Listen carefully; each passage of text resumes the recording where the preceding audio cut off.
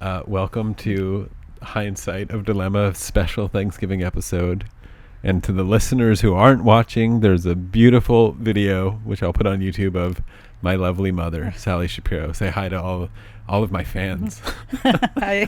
Hello, everybody. Okay. So I have no plan for this. I know. It's I'm in your home in Florida for Thanksgiving, and I thought it's a time of family. It's Thanksgiving, and we'll just talk and see what happens. My general plan, is to talk about morality. That's the whole sort of like moral philosophy of this whole show. And I guess I have questions about that. I'll pose. You'll be my guest, and I'll interview you. Okay. I guess about my moral upbringing, and maybe, I don't know, your view and choices on morality growing up. Okay. So I'll do my best. How moral was I as a child? Does that work? Well, you weren't perfect. You had some issues. All right, we're cutting. Okay. You were basically a good kid, but you were not always easy. You tested us, of course. Mm-hmm. That's normal, I think. But let's start with this one of like the challenges generally. How about this? Like, this whole show is like silly about philosophy. We talk a bit about fancy words like deontology and consequentialism and utilitarianism and virtue ethics and stuff. And I don't know what a single thing means that you just said. So like, can you tell me like maybe what the challenges of raising a child? I am not a parent, and you have me and my older brother, and had to go through this whole thing of raising a human in this confusing world that's changing so rapidly. Like, I don't know, what's the view of sort of instilling, or what framework would you even use of like giving morality or raising a moral child? I think because Dad and I came from very basically, let's say, normal, stable families, mm-hmm. Where I think we just basically came into the marriage with pretty good values, I think, and similar values.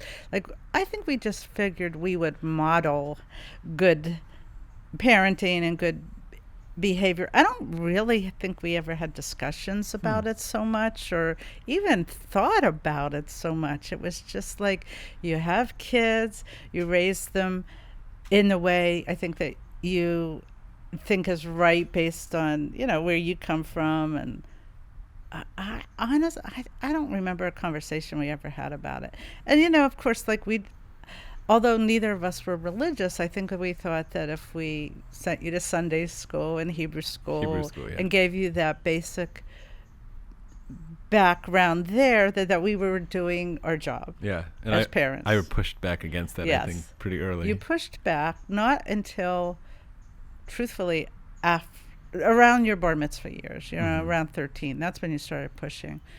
And then I had to bribe you with different things. Thank you for admitting that. To keep you going to Sunday school. And actually you were, I guess, confirmed at 15 or 16, and then you got to pick out a beautiful, was it a ukulele? It was a mandolin. Or a mandolin. Gorgeous mandolin. Yeah. As your reward, yes. for staying with it. But I really think that we thought we were doing the right thing to give you that background. Even though, honestly, maybe Dad was a little more religious than I was, or had a little more belief than I do. But I think, we both valued we both wanted you to have the values that are in Judaism, because I think we both thought that they were good values for you guys to have. So I think that was as far as we went with thinking about moral upbringing. I mean, did you find that, like, if your child, I'm sure I would come home from school, or you would hear something from school that I had done something or you would see me play on a playground or something and maybe have like a bit of a wrong action, like, did you think about how to talk to me about it or intervene or correct behavior? It didn't happen that often. I don't know if you remember one incident. I got a call from somebody where you called a kid whose last name was Waxman. Oh gosh, on a bus. You called him Wax Woman. Do you remember that? No, I don't. And, I think it's Zach. I don't remember. No, his first he name. lived right up the street, How old around was the I corner. here? So you were in You're going elementary to get me school. canceled in the age of social media. Now go on. Well, you were only in elementary school, but Yeah. the kid was a kid that got picked on. Oh man, And Todd Waxman. Todd, I'm oh my sorry, gosh. Todd, if he's out there. I'm sorry, Todd. And so his mother called me, and she was really upset. Oh my God. And I remember thinking that it wasn't the worst thing in the world, but the fact that this kid was upset, the mother was upset, I had to address it with you.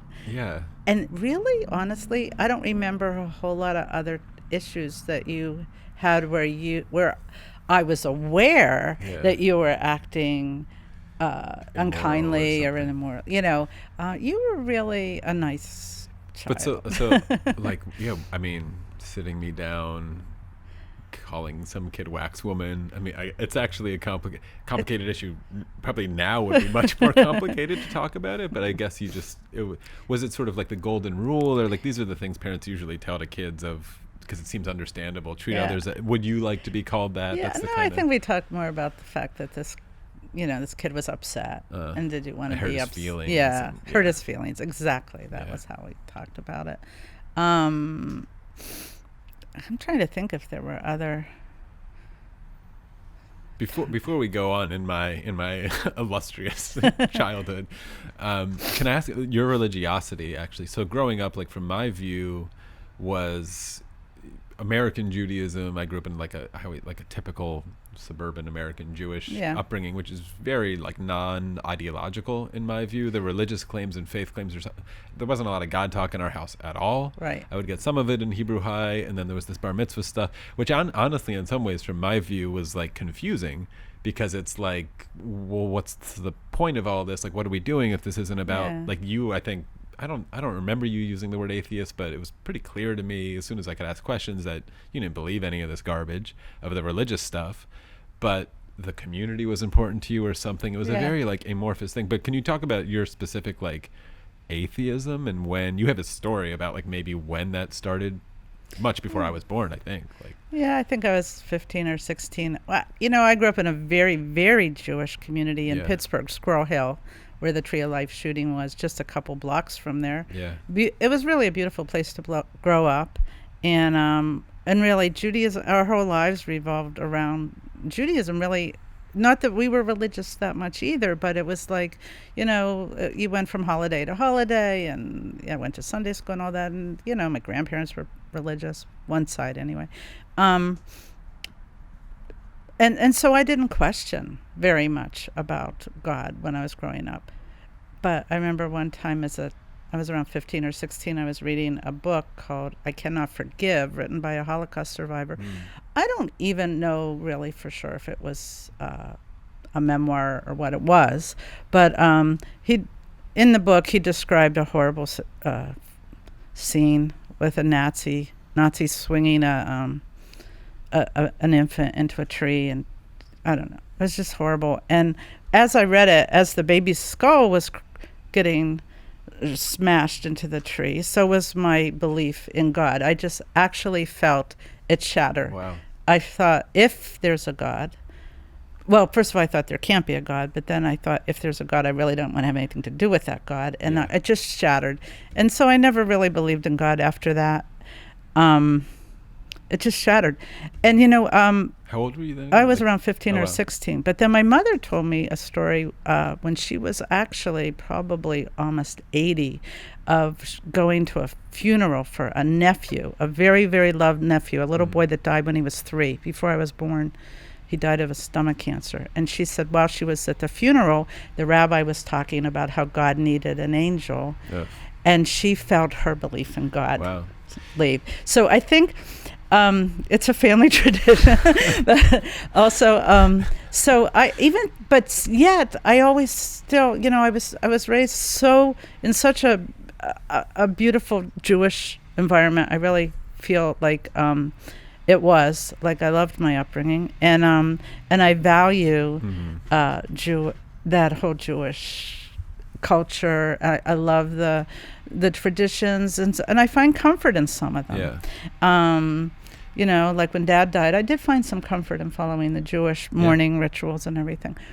So So it's confusing probably to raise a child in that. Yeah, it was confusing from my point of view to try to align the because I was. I'm not sure how you'd explain all that. Well, I would sit in. We were the what do you call the high holiday Jews? You just go for Yom Kippur, Rosh Hashanah. That's what you did. I went to all. You went to all of them. So you Simchas Torah, Shavuos, all of them. So for me and my brother, it was more of just the high holidays. Yeah. So it was 5 times a year we would sit there. Yeah. But I would sit. And we'd be reading prayers and stuff in Hebrew, which I could pronounce. I could make the sounds. But you did a beautiful job at your bar mitzvah. Well, if anyone ever wants to see that, quick version of my very high voice singing.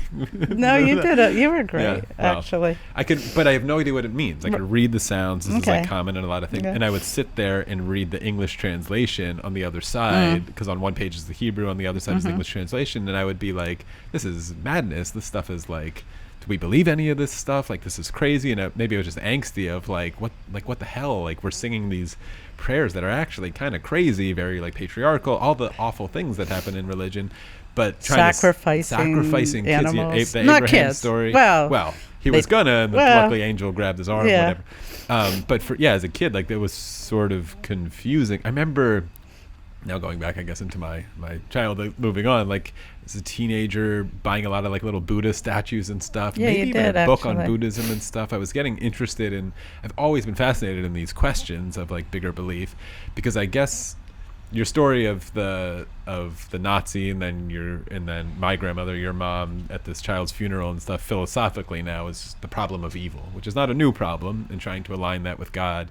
And now that I'm deep into sort of the moral philosophy conversations, I can assign sort of a veneer around that of here's the deep philosophical problem with that, or how to talk about. I don't know. I think as a kid, how that gets expressed without any of the philosophical framework is just confusion, which I think is actually a problem. And this isn't a criticism of you not having that language, but whether it helps to sit a kid down who is having these kind of questions and talk about Leibniz and the problem of evil and the best of all possible worlds. And in some ways, I remember we were just talking about this here. My girlfriend who's watching over there is reading a Kurt Vonnegut book, and I took Kurt Vonnegut books off of your shelf as a teenager too, while asking a lot of these questions. And that was I think that was the first time I realized I wasn't alone noticing the absurdity of the situation, because Kurt is such a wonderful satire writer of the absurd.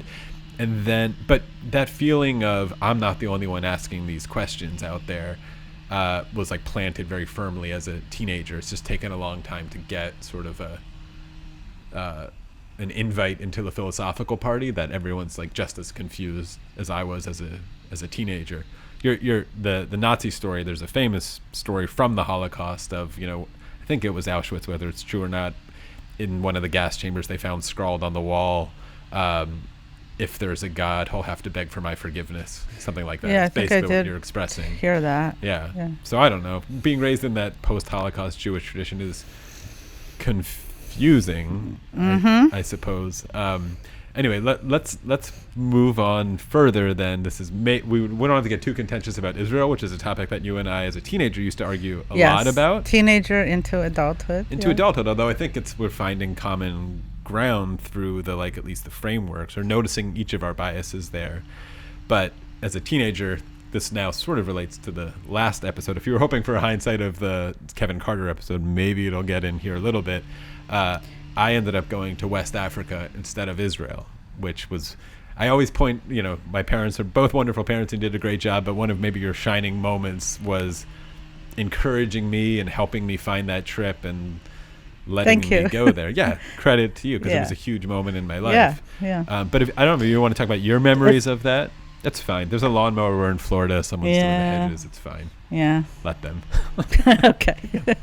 Well, they're disturbing my peace. Yeah. Well, there's a moral dilemma there. Go on. Okay. So wait, what was the question? Your memories of my maybe angst or not wanting to go to Israel then? Because maybe I wasn't ready, or I was too angry and you didn't know how to that talk was to me sort of about shocking to me that you didn't want to go, because when I was growing up, I always couldn't wait to go. I mean, I was growing up when it was Israel, the land of milk and honey, and I was born in 51. Israel came into being in 48. So it it was new, I was growing up, and when I went to Sunday school and Hebrew school, we always would study about Israel, and it just had this, I had this image. I just, wanted to go there really badly, and I got there when I was 21 for 10 weeks, and it was a defining moment in my life. I loved Israel. I love Israel.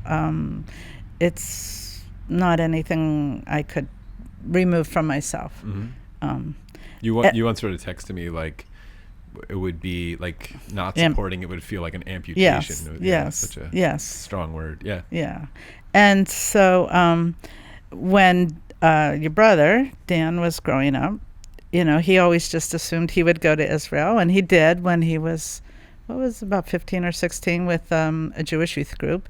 And at the time, it was before birthright. Mm-hmm. But you would put money aside, and the Jewish federations would match it. So we had saved for it. And when it came time to talk to you about going, you were like, I don't want to go. It was really shocking, really. And you were very insistent. Mm-hmm. And I think we kind of thought you weren't gonna, that you weren't really serious, but you stuck to it.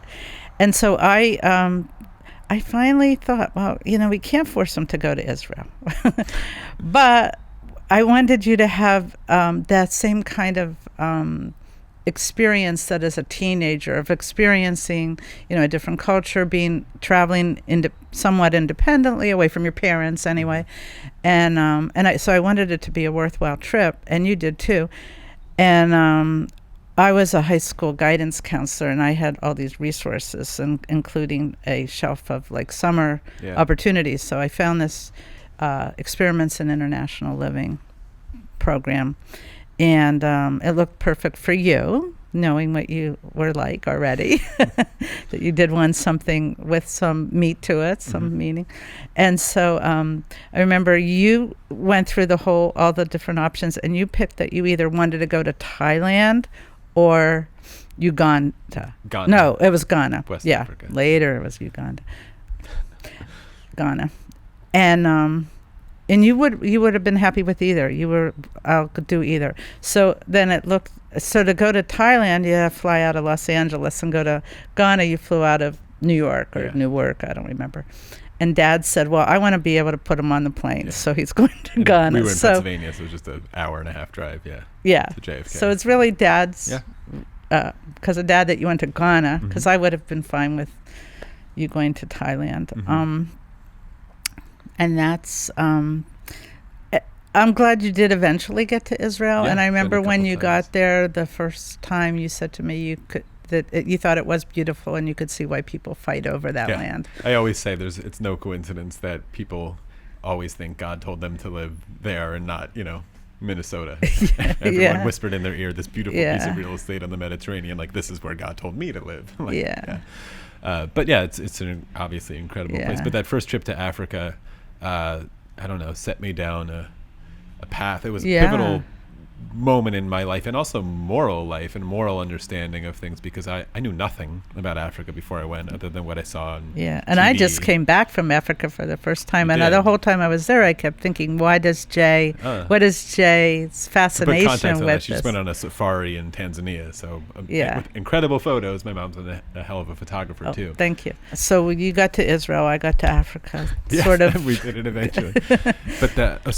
So I had, I think it was a 5 or 6 week trip in Africa. I think a little longer. Maybe almost 7. Maybe, I don't know. Well, at least 6. It was like part education, part homestay with like 10 other high school students from all over America. I think you helped build a school. Community service. It was a whole thing. And then a little fun, zip lining, you do all that stuff too. But that for me has been a pivotal. I always credit it to like why I'm a filmmaker now. It just like planted an itch that I had to scratch, where I realized when you talk about like your religious view being shattered, like that was a moment where my a lot of things were shattered in my upbringing. Of the bubble I was in very safe Allentown, Pennsylvania, was shattered in a way where I was suddenly just confused about everything, and also realizing that I knew like nothing about the world, and also a hunch and a feeling that the moral philosophy, whether there was any that I was getting in my upbringing in Pennsylvania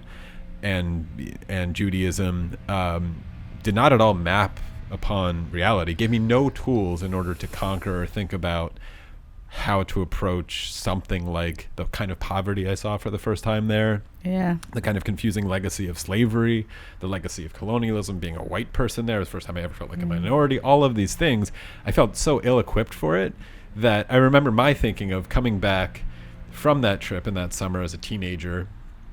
And all of my friends had gone to Israel. Right. And all of the the moms and parents of the kids would come around, and they all sort of knew what the Israel thing was like because they all had other sons and daughters who had done it. And then there was me who did the Africa thing. Yeah. And I That had was I don't know. unique. Yeah. And but there was like a table of like stuff I brought back, like drums and cloth and stuff. And I remember just the question of, like the obvious question of like, how was it? What was it like? And being just so confused and paralyzed about how do I even begin answering that I ended up going back. It's still and so hard film. to talk about It's very Africa.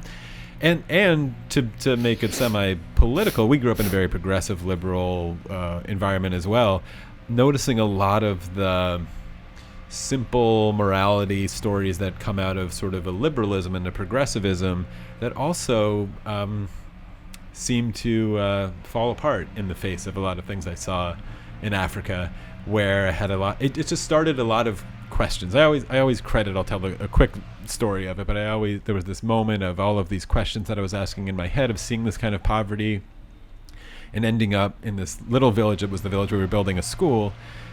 Walking to the school in the morning and looking out over this beautiful idyllic village with like a stream running through it, maybe like 250 people in this whole thing, and this old woman in this river in the morning. The fog is lifting and she's like washing shirts by hand in the river. And I've told you this before, but I remember staring at this image, and it's gorgeous. And maybe if you had told me about that image a month earlier, I would have painted some romantic picture about how beautiful and close to the earth it was and natural. And look, they don't have all of my fancy beeps and bloops and like this comforts. But all I could think of is that woman wants a damn washing machine. And if she had a damn washing machine, she might not be in that river getting malaria right now, and she could use those 3 hours of the day to, But did she know there is such a thing as a washing machine? Now they do. They Now all they have do. iPhones, and Yes, they all have. and they're seeing it, which Yeah, is really but interesting. When you were there, I don't Maybe know. not. She probably didn't. Maybe not, which was even more Yeah. sort of like tension Yeah. to lay upon my like teenage self. But I remember even that moment and that realization. You could take that thought and run with it and become some sort of like capitalist champion quickly and conservative and like love free markets in some way. But it may have been the first time that I realized that there was a argument to be made for sort of the excesses of capitalism or the frameworks of it, that I was kind of only getting kind of a caricaturized view of that, no fault of your own, but in my sort of liberal bubble growing up. And then I went to a college that continued that liberal bubble. But I remember just that confusion and not knowing how to align that truth with the oughts and the ises that come up in moral philosophy started my career of realizing the world is a much more complicated place than some sort of simple story that I was getting. So I don't know. And if I had gone to Israel, I don't know exactly what would have happened. I feared, I'll tell you, my fear was that I was going to get a simple story that was not as complicated You as would it should have be in only Israel. gotten the Jewish side of the Israel It's just story. too simple, maybe. Well, it's a lovely story. it's a lovely story. But there's harms to it Yeah, that may have bothered Well, me with it. boy, they're getting closer with the They're getting closer with edges. with the trimming. I think we'll be fine. Okay. I could even. It's like a leaf blower or something. Well, it's interesting, with Africa. I mean, I don't think most people could conceive of it until you see it. Yeah. But it's. But to finish that story, I remember coming back. So I stayed with a family in a town called Kumasi, which is in the middle of Ghana. Beautiful, amazing town. I stayed with a family that was actually somewhat well off. Yeah, It was wasn't he like the king or something, or like everyone's a chief everyone? in Okay, Africa. But he was a cousin of a chief. Okay. But he had a little money. And the fun thing about that trip, it was totally random. Some kids were staying in really different areas. This is for like a week of the trip. But I befriended this kid who was really nice. His name was Alex, who was sort of my companion. He's about my age mate and living this very different life from me. And I remember being very confused when I came back, thinking like, well, he's like this poor African, although he wasn't. That was kind of the story that I had.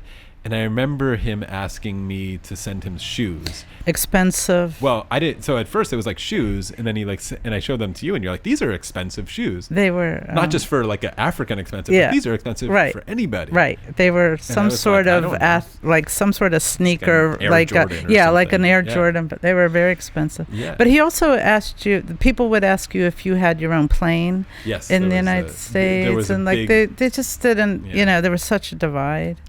Now I really think with, you know, everybody having access to the internet and everything, it's probably maybe even worse for Africans to see what. Better or worse? I mean, they know, maybe it makes them a little more realistic about like the disparities, but the disparities are real. You hope that they can start, you know, overturning some of these corrupt governments locally. It's very complicated.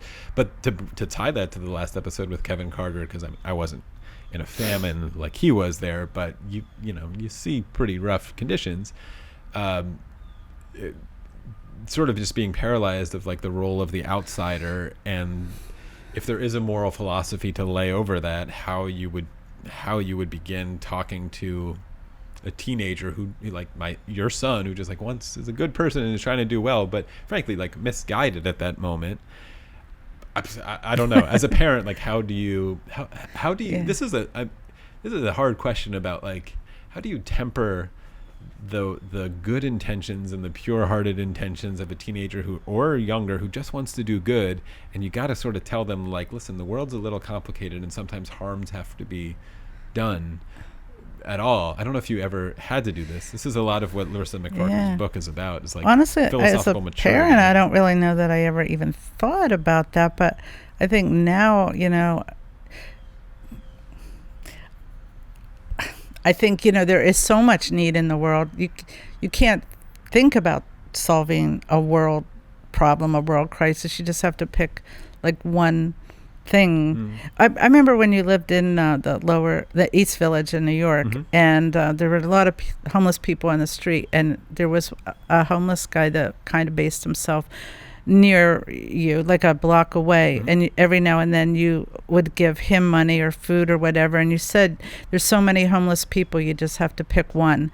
And so you had picked this guy, and I remember thinking at the time that was a really good way to kind of deal with the homeless problem in New York. You couldn't fix it, but you could help one person, you know, and so that was good. And I remember the first time we went to San Francisco as a family, it was really eye-opening for you.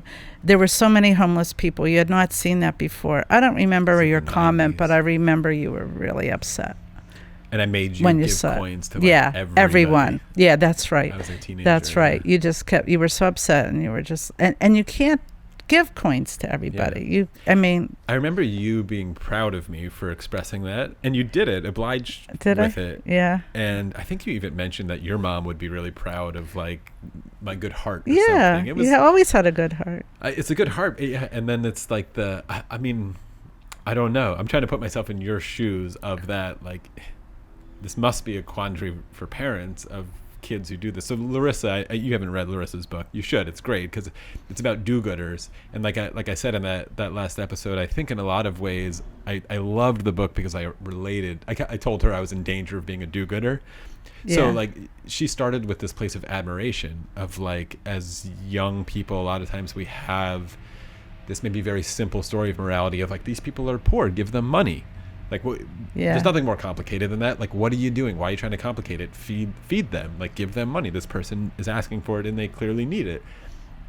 And you could. So she starts by writing the book from a place of admiration that people who can sustain this for an entire lifetime. Yeah. But it's not even that it's hard. It might actually be, the only word I could put to it is sort of philosophically immature.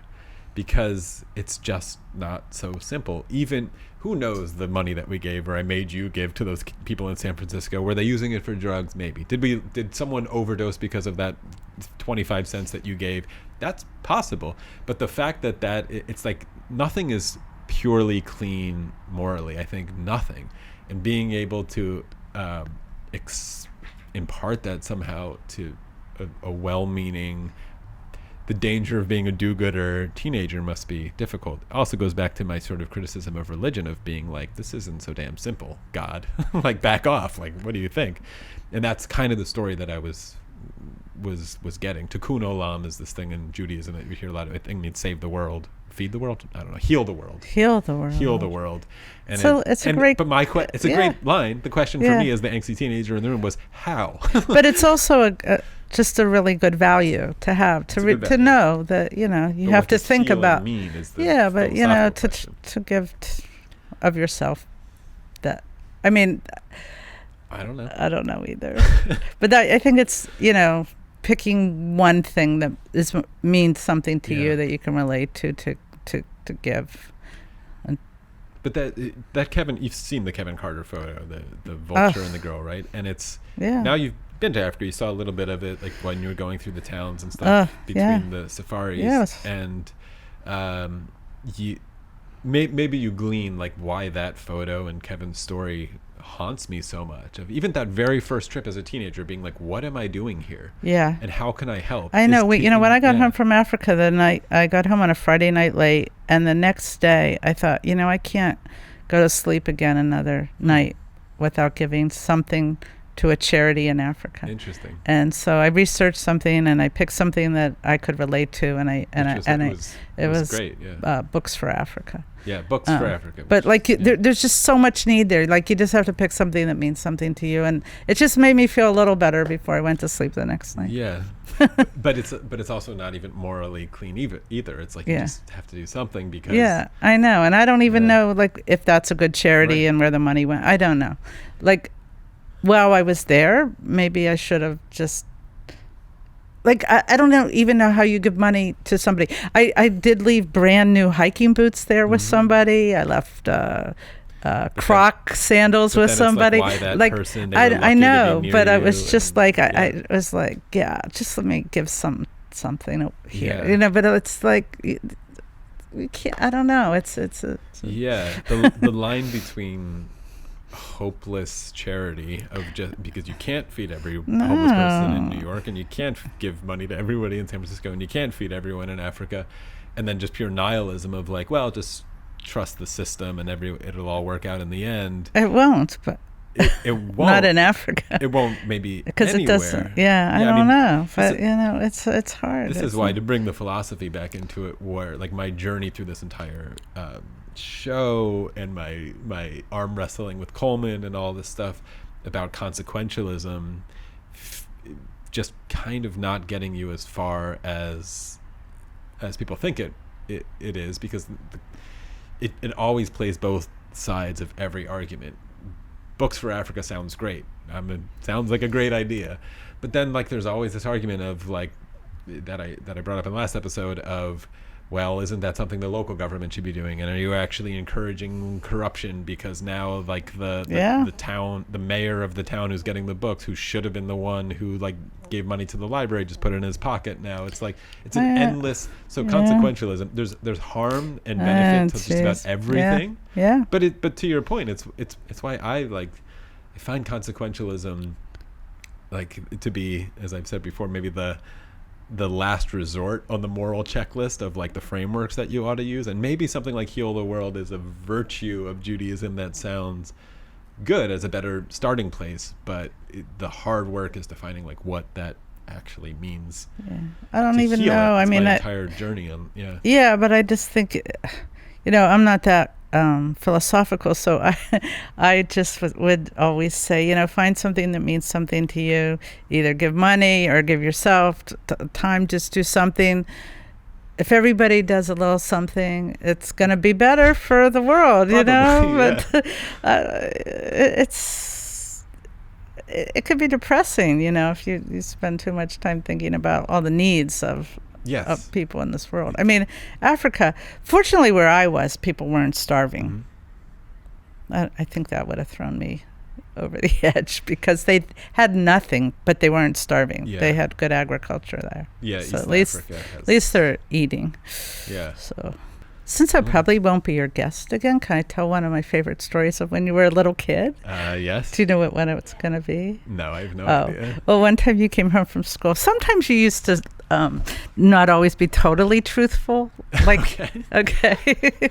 You were good at telling what you... Consequential. Yes. Yeah. Yeah. So one time you were telling me something. I remember where you were sitting in the kitchen. It was our, house on Fontrail. And you told me a story, and I didn't believe it. I said, Jay, swear to God. And you looked at me, and your eyes were going like in every direction possible. And you're just staring at me. And finally you said, shit, God.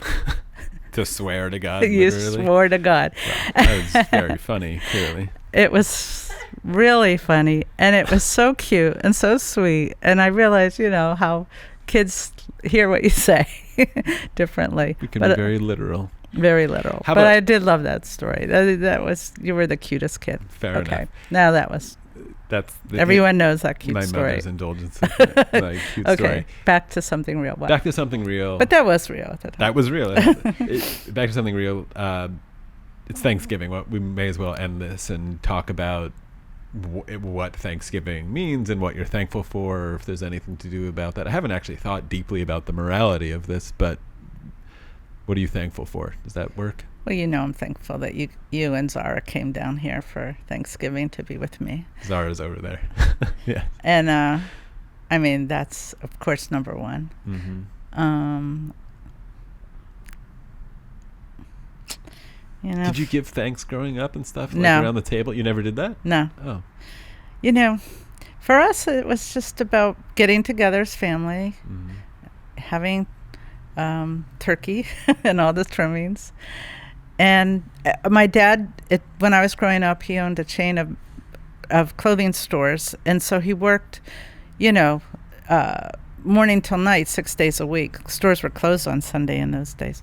But he worked really hard and long hours. So whenever he was off, we were just thankful he was off and that we all got to be together and have a meal together. So Thanksgiving and Christmas, oddly, we always had a really nice Christmas dinner, not because it was Christmas, because it was after weeks of working really hard because he owned, clothing stores before Christmas.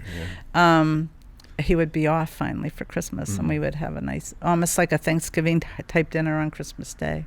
So, just being with family. I mean, I'm thankful every day for the life I live, Yeah, not bad. I feel very lucky in a lot of ways, But if I can't be with family on Thanksgiving, I have some wonderful friends, and as long as I'm with people I love, and, but it's really special to have you here. Well, what are you thankful for?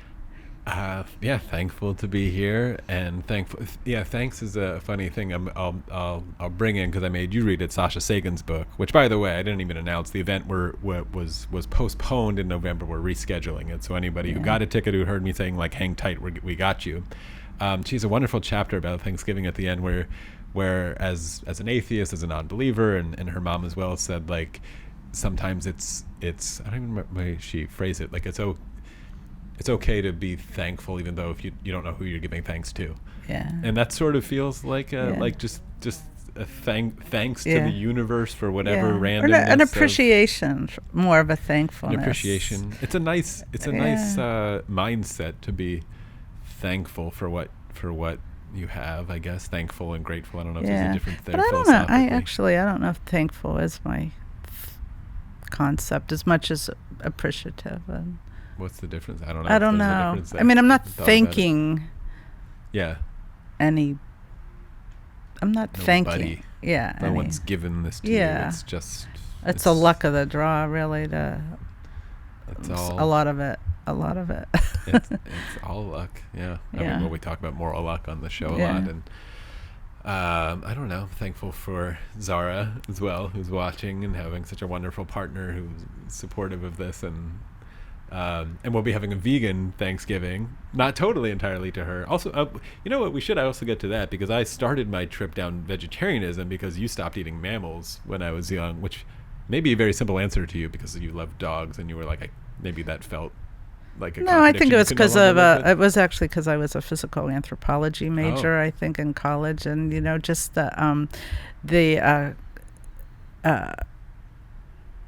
whole idea of mammals, like mothers nursing their young, and it was just too high up on the evolutionary ladder for me to eat mammals anymore, other than an occasional hot dog. If any of my friends are listening, they know I do eat a little hot dog or a sausage every now and then, but that's really not meat. But I'm looking forward to our first vegan Thanksgiving very much, and the fact that you and Zara will be cooking it, not me. Well, I mean, the line about mammals, sometimes I tell people a lot that my mom stopped eating mammals, and then I sort of like followed her down that eventually, and people sort of laugh, but I point out that why would they laugh? I know, well, because it feels like an arbitrary place to draw the line, but honestly, everybody has an arbitrary place. I'm like, well, you kill mosquitoes, right? And they're like, well, yeah. I mean, at some point, we all draw the line somewhere, and I feel like the mammal line is it's a good line. It's not a terrible line. I went lower. I went with all sort of conscious creatures, and Zara helped me get all the way there. Well, consciousness is a whole other question, but yeah. Yeah, I don't think I could go all the way there, but I do like my. I could give up chicken and fish if I had to, but I don't think I could give up eggs and cheese and such. But anyway, if there were substitutes that were that were just as good, you couldn't tell the difference. Yeah, cheaper, the only tastier, problem and just as nutritious. If that existed, you would get. I think you have to do a lot more cooking as a vegan. For now, this is true. I say this to everyone, and I'm not into that. Well, this is part of the moral imperative of veganism. Actually, most moral frameworks, I've come to this a lot, of like designers of the world, architects of the world, that Zara is, and a good way to think about like your framework in the world is make the moral decision the most attractive one, rather than like demand people change their behavior to some like thing that's really hard or tastes bad or whatever. It's like, let's make it more attractive, which I think is underway. Every time I see a Beyond sausage at Dunkin' Donuts, it's like good, like, just make it easier. I don't care if people want to eat Dunkin' Donuts, eat whatever you want, but like, if there's just as good of a thing. So that's a real, I think that's maybe a lesson that could be used somehow, even to bring it all full circle to a teenager who's confused about Africa or younger about giving money, is like design a world where making that choice is the most attractive choice, is a good sort of marching orders for kids, I think, maybe, I don't know, or teenagers, if somehow figure out what that means. That's I think like the hard work of living, figuring out what exactly that means. Heal the world. How? What does heal mean? That was an answer I never got in my Jewish upbringing. I was actually a little bit scolded for asking those kind of questions, which led to some of my resentment. Not in your for house. Religion. Not in my house. This is true. The nice thing, to bring it back to my Jewish upbringing, that it was there's this space to ask those questions. I just found no good answers. You didn't like the answers, but it was actually asking the questions is encouraged. It's fine. In conservative and Reform Judaism, encouraged. Yeah. Actually, true. Orthodox Judaism, asking questions, wrestling with God. That's one of the concepts. Yeah, it's very accepted. So at least there's that. At least there's that. You just have to pin God and count him out, and then you can start your life. Is my advice. Well, then I guess we'll sign off with Happy Thanksgiving, Mom and listeners, and I don't know. That's it. That was fun.